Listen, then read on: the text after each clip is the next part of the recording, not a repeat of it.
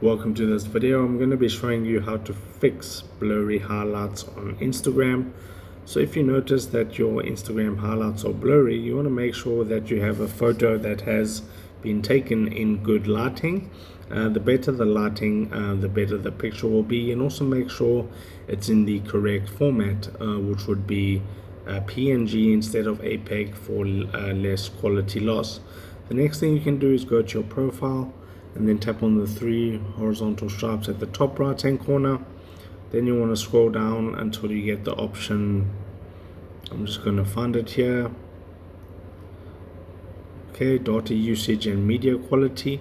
You want to make sure that media upload quality and data saver is off, and then upload at highest quality. You want to toggle that on, and that should fix your problem. If this video helped you out, drop a like onto it and subscribe to my channel.